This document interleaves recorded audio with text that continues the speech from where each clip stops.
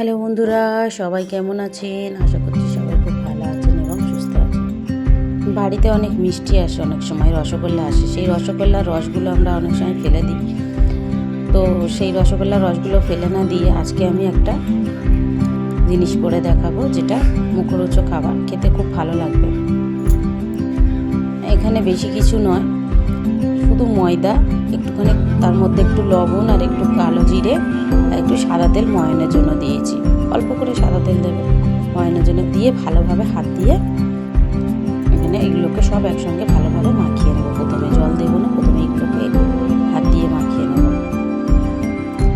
এখানে আমি ওই 2 গোল মতো ময়দা নিয়েছি, মানে ওই বাটির মতো 2 বাটির মতো ময়দা নিয়েছি। দেখতে পাচ্ছেন ময়দাটাকে ভালোভাবে ভালো করে হাত দিয়ে মাখিয়ে দেখবেন এরকম মুঠো করলে মুঠো হচ্ছে কিনা।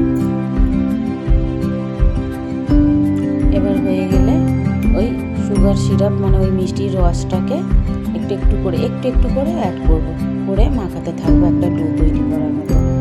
খেয়াল রাখবেন ডোটা যেন না নরম হয়, মোটামুটি শক্ত মতো একটা ডো হবে।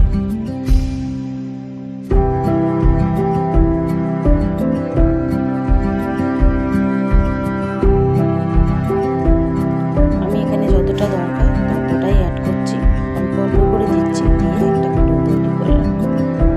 দেখতে পাচ্ছেন ডোটা কত সুন্দর হয়েছে। এখানে একদম আঙুল বুঝে দেখবেন যেন না নরম হয়ে যায়, এইভাবেই থাকে। একটুখানি ঢাকা চাপা দিয়ে 10 মিনিট রেস্টে দেবেন। এবারে এই ডো থেকে একটা করে যেরকম রুটি আমরা বেলি, সেই রুটির মতো বড় বড় করে লেচি করে নেব, গোল গোল আকারে নিয়ে বেলে নেব।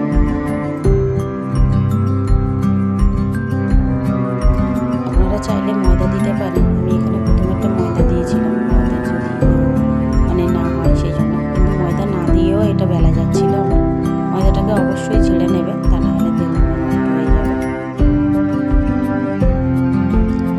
এইভাবে একটুখানি তেরছে করে কেটে নেবেন, যাতে একটা বরফি টাইপের শেপ হয়। একটা কড়ার মধ্যে 150 গ্রাম মতো সাদা তেল দেবেন, দিয়ে এবারে নিমকিগুলোকে ছেড়ে দেবেন। দেখতে পাচ্ছেন কত সুন্দর নিমকিগুলো আমার ভেজে উঠেছে। একটুখানি হালকা ব্রাউন কালার হলে এক এক করে নিমকিগুলোকে তুলে নেব। ভাজা হয়ে গেলে আমি এইভাবে নিমকিগুলোকে উঠিয়ে নেব। এবার আমি আরও একটা করে দেখাচ্ছি, যেটা আমরা ফুলেছিল সেটা হয়তো হতে পারে যে নরম হয়ে যাবে, সেই জন্য আমি এখানে ফর্ক দিয়ে বা কাঁটা চামচ দিয়ে ফুটো ফুটো করে দিয়েছি, যাতে না ফোলে বা নিমকিগুলো ভীষণ মুচমুচে হয়। তবে অবশ্য ওইভাবেও করলে মুচমুচে হয়। আমি করে এইভাবে রেখে দিচ্ছিলাম থিকনেসটা দেখানোর জন্য আপনাদের। এখানে আমি দেখিয়েছি যে কত বড় হয়েছে। দেখতে পাচ্ছেন আমার আঙুলের মধ্যে এক এক করে সবই ভাজা হয়ে গিয়েছে। দেখতে পাচ্ছেন আওয়াজটা হয়তো আপনি বুঝতে পারছেন।